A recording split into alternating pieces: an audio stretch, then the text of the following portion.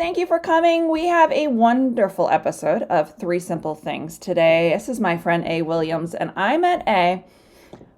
It had to be in cohort because I've never met you in person. That should change because we would have a fun time uh, bouncing ideas off in person. Anyway, A is fantastic. And when I met A, A's official title was, I had to write it down, uh, Director of Educational Ministries at Williamsburg Presbyterian, PCUSA. And A, because A is so creative and does so many things, A's job title is now evolved and should be landing on something close to this, right? Director of Senior High Ministries, UKirk Campus Ministries, and Adult Education Ministries. So A brings so much to the table. I'll let A introduce themselves and tell you a little bit about what they do, and then we'll get into our questions. I'm so thankful you're here. Thank you, A. Thank you, Elizabeth, for doing these things. It's such an important part of being able to share ministry together. Yeah. I am A. Williams. As was mentioned, I am currently in transition of titles. I've been at Williamsburg Presbyterian for a little over 8 years now, after being in Charleston, South Carolina for about a decade previously. I have been basically the cradle to grave educator up until now at multiple churches. That is what I do somewhat well. But that means that I also understand educational ministry as the life of the church. So I'm going through an interesting transition, but I still have great love for the idea of children and family ministries. I love all ages. I think that if we don't do this together as a church, we're not doing actual education, because that is the curriculum. The curriculum is our life together. Yes. Oh my goodness. Yes. You can see why I get along with A. Awesome. All right. First question for you. Favorite resource, and if there's more than one, that's fine. Right now, probably what came to mind when I was thinking about this question were two things. One is Blessed to be a Blessing, which is a book of sacred circle times. Yeah, a copy. I love that book so much. It is a good starting space for taking small, short periods of time to introduce the idea of faith and the diversity of it for children of very young ages. It's something that we have used alongside nursery age up through about fourth grade. And it's just a very good piece of this idea of how do you have actual sacred time? And then that can be put into ideas for how do you engage children in worship? How do you engage children at home? There are so many different places this gives you a starting point for. Yeah. The one I want to say more about, though, is kind of tied to something that is a little more difficult, which is Yeah, there there you we go. go. We were taught to plant corn, not kill, which is about um, the war in Guatemala and the death of over 200,000 uh, Mayans through the 80s and 90s. It is written by, at the time, it was 2007, I think. Okay. Yes, 2007. By a 20-year-old Mayan woman and artist who took both her own art as well as art of children and other people from the areas she lived in to share the stories both of what had happened and what is currently going on. And it has been such a blessing to be able to talk to our whole congregation, and particularly our children, through the artwork about both the mission that we do in Guatemala, why we go there, what the differentiations are, even, unfortunately, the roles that the U.S. has played in that, and be able to present also grief at a child's level, to talk about it through art, to talk about loss, to talk about the ideas of what does it mean to remember? What does it mean not to just sit in grief, but to remember people and remember things, to remember in even the most simple forms of art as ways to think about people and places and things of loss. And particularly with like our older elementary right now, who have enough memory of COVID that they feel that something's lost, but they don't necessarily have words for it because they were so young when it happened. To start being able to talk about things such as I never met my grandparents, or, you know, my parents always talk about having, lost a year or done these things, and start some of those family dialogues that are just so hard to start in other forms. And by presenting something that takes art and takes a very serious issue to it with it, gives such a good starting place for that dialogue around grief and around the difficulties of just being human in a world that's broken. Wow. So who published that book? I don't know that one. I got to get that. Who did publish this? Backup Books, Human Medical Rights Press. Wow. That's one I don't know. All right. I'm going to look for this. I'll link to it. Texa Leon is the artist and the co-author. Okay. Her co-author is her husband, who's Douglas London, who worked. Was he? He was at Harvard Medical. Okay. So as a researcher in the mental health aspects of grief and loss. So it's just a really good piece, but it's written in part because it's translated multiple times, because multiple pieces are translated from different Mayan dialects into Spanish into English. Wow. So a lot of it has to be simple words in order for it to be translated, particularly back in 2007. Yeah. And so it just presents a very accessible, even within some of the poetry and stories that are in there. Wow. But the art particularly, just is been such an important resource for us. Yeah. Oh, that's all right. I'm gonna have to find this one. Thank you. All right. Second question. Favorite memory working with children, families, youth, whatever iteration. Favorite memory.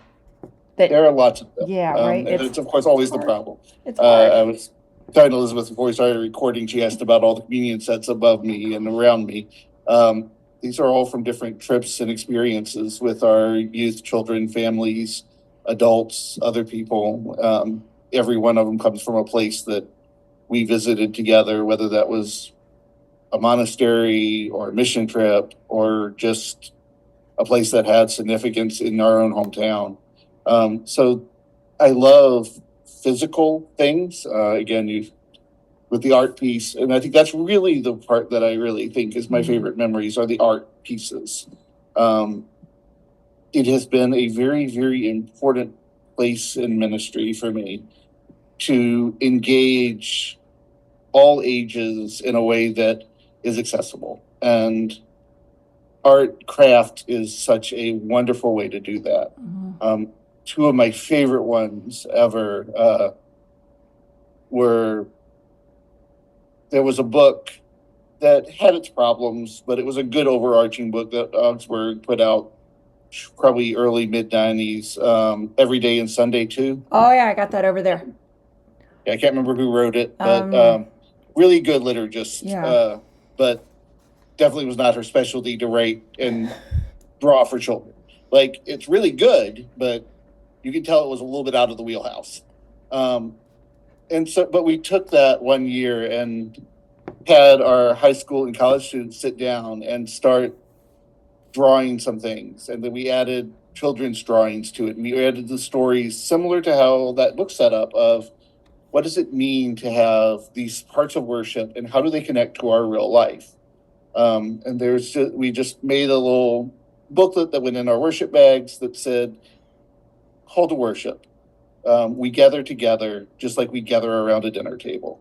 And there are pictures of various dinner tables on the 2 pages, and picture of our own that were drawn, and a photo of the table at the front of the sanctuary and went through the different things. What is prayer? Prayer is talking about the things that we're worried about, that we're concerned about, and, had pictures of places that our kids and our youth and our adults, young adults, had spent time with family or other trusted people that they drew. And it just kind of moved from this place of, oh, this is something that just happens in sanctuaries, to how does this imply to all of life? Which, again, so many of the questions I get now from people who were children who saw that revolve around times whenever they go somewhere and go, so why can't we do that here? Instead of it being the question of, well, where is God here? But their general assumption that God is there and that this is a spiritual place. Because the kids who saw that are now high school, college, some of them young adults. And it changed a lot of how they viewed things. And again, it was just such a simple thing to say, hey, what does this mean to you? Yeah. Why do you think we do this? Where else do we do this in life? And having them create that. We did a similar thing with Bible stories a few years later. What does this Bible story say to you? How would you retell this story? And yeah, there are pieces that are left out completely. There are pieces of complex stories like Noah's Ark that the 5-year-old doesn't get at all and shouldn't get at all. But they also get things that we don't see. And they're able to write that story from their own perspective with places that teach theologically to any age, if you take the time to read them. Yeah. And so I love moments whenever people are able to teach each other, regardless of age and regardless of situation, and puts everyone on equal footing.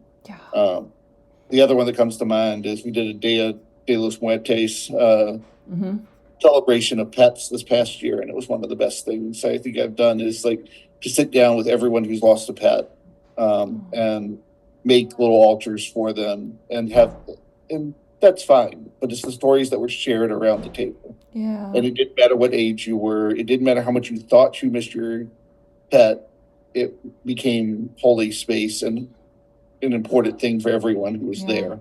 And just providing that space, providing that ability for people to feel able to be vulnerable and not like, okay, I have to have the answers, or okay, I don't have the answers, but just I have my own experience. Yeah, very neat. Oh, I'm going to remember that. We do a Dia de los Muertos at the church where I serve, but the pets would be a neat. Thank you. I always get ideas from A. All right, final question. Favorite way to recharge? I have a hard time with that because I'm autistic, and one of my obsessions is theology. So, and another one is human communication. And so your two obsessions aren't trains and vacuum cleaners, but human communication and theology. Well, working at the church is sometimes recharging, but that's also the issue is anytime it's your work, it's also going to lead to some burnout.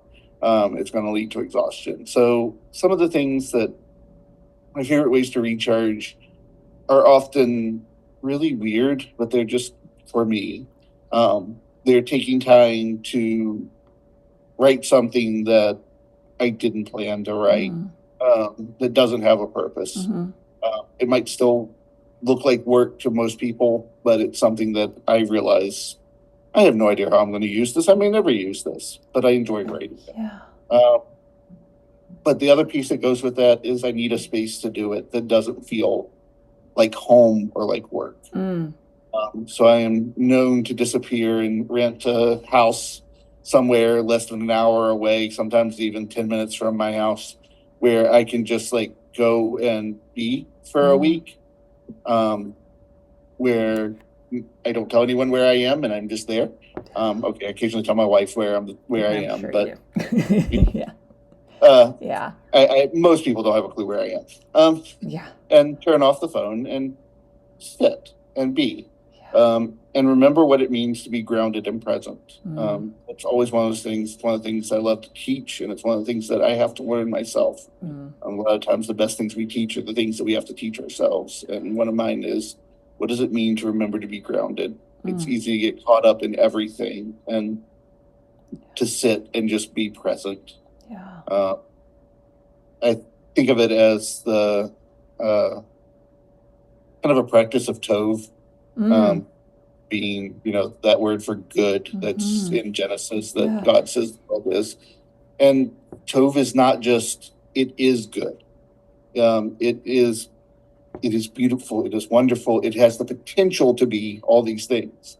And it's that remembering of, I can set it down right now. It's good. I have done the work that it needs to be enough to be good. And it can be set aside, and it will still be good. It may go through some iterations that aren't so good if I let it go. But I don't have to be in control over it. I can look at it, say it's good, and let it go. I struggle with that too. I shouldn't say you struggle with it. I struggle with letting go sometimes. And then I know I really need to step away. So this is very important. Thank you for bringing all that up. Oh my goodness. All right. I have one bonus question. Browser tabs. You got a bunch open? I got 0. You got 0.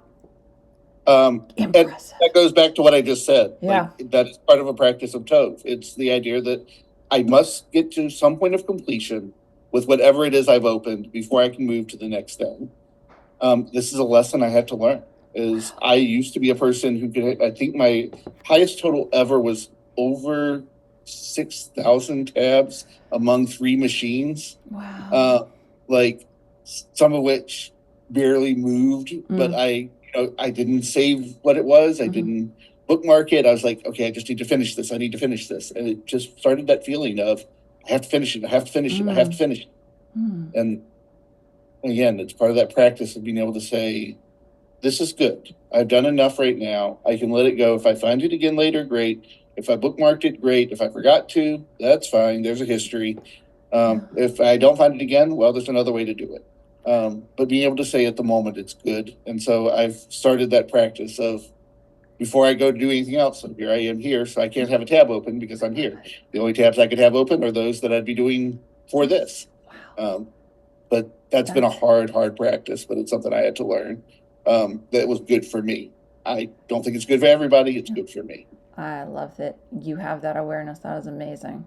I'm going to be chewing on this for weeks now. Thank you for all of this. You're a blessing. I'm so honored to know you. Thank you for joining us. Is fantastic, and is very generous with ideas. So you'll see A around. Fantastic human. Thank you so much for joining us. We appreciate it.